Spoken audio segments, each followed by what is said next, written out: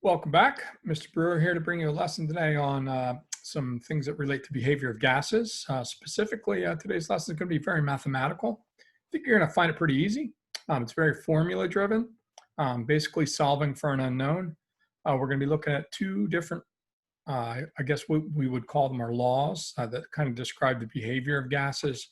And one of the things that we know with some of our recent work is we recently looked at something called Charles' Law and Boyle's Law, which allowed us to kind of look at relationships related to volume, temperature, and pressure. And what we're going to learn to understand is those laws get combined in what we call the combined gas law, because typically the volume, temperature, and pressure are all situations that may change. So the next concept or idea we're going to take a quick look at today will be what we call the ideal gas law. And the ideal gas law factors in that we always have to think about the number of particles. And when we use the term particles or number of particles, we often replace it with a term called mole. Mole meaning 6.02 times 10 to the 23rd particles. But we tend not to use that very large number. We tend to use a mole amount. So an equivalent amount in a quantity we call mole. So there is a formula for ideal gas law. It says PV equals nRT. I like to call it PIV-NERT. So we're going to be taking a look at combined gas law, V1, P1 over T1, and PIV-NERT.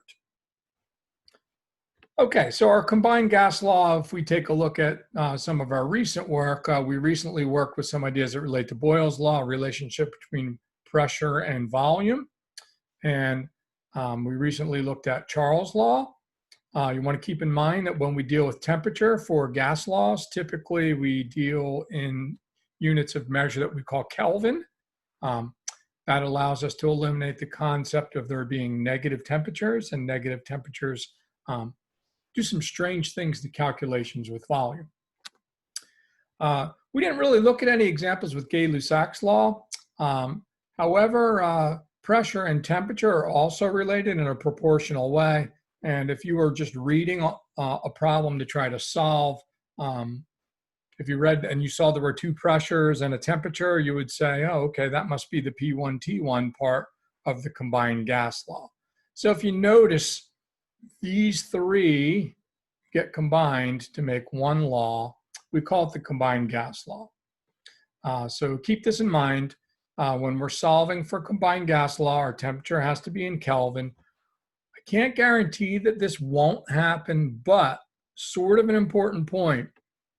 If we ever see in the context of the problem that the conditions of the gas are at STP, it's going to look like information is missing. That actually means two conditions: a pressure of 1 atmosphere and a temperature of 0 degrees. So if they say there's a gas and it's at STP, they're telling you the gas is at a pressure of 1 atmosphere and a temperature of 0 degrees Celsius. So somebody might say, well, why don't they just tell us that, Mr. Brewer? Well, I don't get to make the rules up. So that is something that you may encounter. I can't guarantee you'll encounter in any of the examples that we look at, but I did want to mention that. And we could link it to an old idea. We know that when a gas is at standard temperature and pressure, and if we had 1 mole of it, that there would be an equivalent volume of 22.4 liters, no matter what the identity of the gas is. And that's because gases, when they behave in an ideal way, they tend to have an insignificant intermolecular force or attractive force. And if they had a lot of attractive force, that would influence volume. So anyway, moving forward, let's take a look at our combined gas law with some examples. Keep this in mind as we work through examples. Common units for pressure: ATM is a pressure amount, atmospheres, kPa, kilopascals, are pressure amount. They're equivalent. 1 ATM is equal to 101.3 kilopascals, but these are commonly used pressure units. Keep in mind, when we deal with temperature, we must convert our temperatures to Kelvin equivalent. Okay, so let us get underway with looking at a few examples that relate to specifically the combined gas law. Let's clear up the drawing board here a little bit. And so our combined gas law, We're looking at V1 P1 over T1 equals V2 P2 over T2. That basically says this, folks. We start out with a volume, a pressure, and a temperature for a gas, and something changes, either the volume and the temperature or the volume and the pressure. And what that will do is that'll cause some unknown to change. So let's take a look at a context here. So here we have a specific context. And we want to plug in for V1 P1 over T1 equals V2 P2 over T2. So let's do a little highlighting here as we work through the problem. So it says when 197 liters of a gas starting at a temperature of 2. It says it started there. That sounds like first temperature, T1. So 2 is our T1. Was heated to 38 degrees. Look at that, 38 degrees, T2, new temperature. It caused a pressure of 1.35 atmospheres. It caused it, so that's pressure 2, and an increase of volume to 452 liters.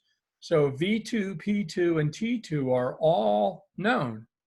T1 is known, and it said the original volume when 197 liters. Look at that, we just revealed the unknown.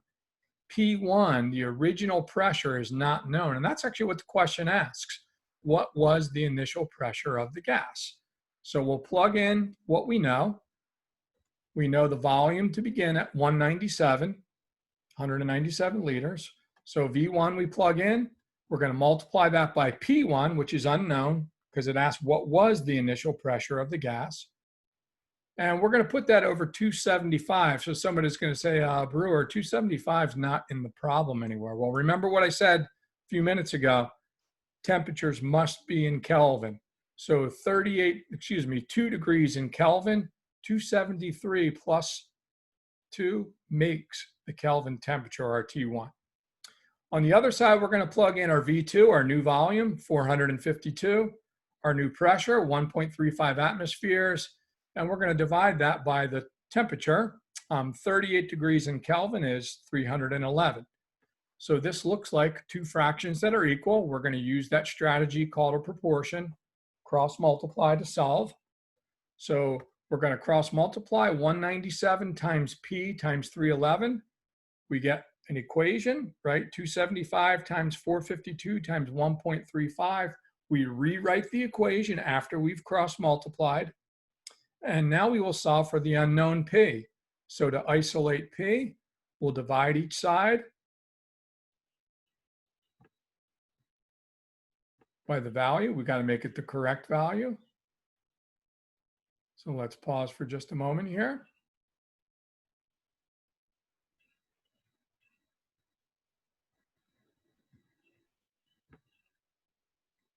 Looking for my tool that allows me to do that.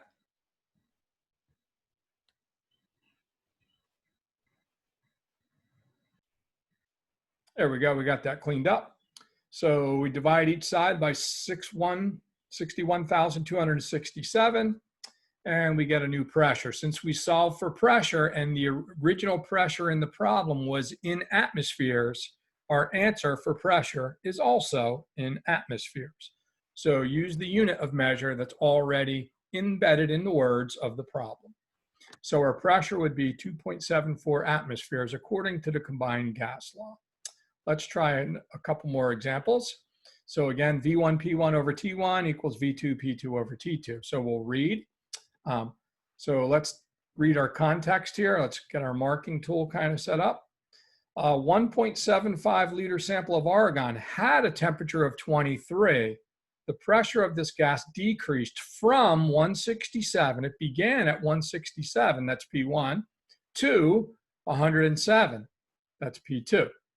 While its volume increased, the volume started somewhere, but it increased. So it increased to 2.45, that's V2. And let's see, our original volume was 1.75 V1. What was the final temperature of the gas? So we want to know the final temperature, T2, what did it turn out to be? Because it said the original gas had a temperature of 23. So we know our T1. T2s are unknown. Let's plug everything in now. Okay, so V1, 1.75 liters times 167 kilopascals. Now it's a pressure unit in kilopascals instead of atmosphere. That's okay. We can use that as long as our other pressure is also in kilopascals, and it is. We're going to convert our temperatures to Kelvin. So 23 Kelvin is 23 Celsius is 296 Kelvin. We're going to set that equal to V2, which is 2.45 liters times 107 kilopascals over the unknown temperature T. We're going to cross multiply. When we cross multiply, we get the new form of the equation. 1.75 times 167 times T gives us 292.25 T is equal to 77,596.4. We'll divide each side by 292.25 and we solve for a temperature. Be careful, folks. The temperature that we reveal is a Kelvin amount. Now, it only said what was the temperature. If they specified what is the temperature or was the temperature in Celsius, we would then have to subtract 273 from the value. So our answer is acceptable in either form here because it really just asks for what was the temperature. So 266 Kelvin would have been okay. You wouldn't want to report that as 266 degrees Celsius though, because remember when we started, we converted our temperature to Kelvin. Okay, let us take a look at one more example of combined gas law. And here we have a context. So let's mark up some information. We have 12.7 liters of a gas of oxygen. So 12.7 liters at a pressure of 2.75. It started at a temperature of 32. That's all our one stuff, V1, P1, and T1. What should the volume, the new volume, be? That's our unknown. If the gas temperature rises, T2, and the pressure decreases to 1.87. So let's plug in. There we go. 12.7 is our original volume. The original pressure, 2.75 atmospheres. Our original temperature in Kelvin, 305. We're going to set that equal to the unknown volume, V, times 1.87 P2 over 320.5 Kelvin. Cross multiply, right? We get the new form of an equation. Solve for the unknown. The unknown is a volume now. So since we're solving for a volume, our answer becomes a liter amount, 19.6 liters. So we started out with 12 liters or 12.7 liters, and we ended up with 19.6 liters because of the changes in the conditions. The pressure and temperature changes caused that. So that wraps up combined gas law examples.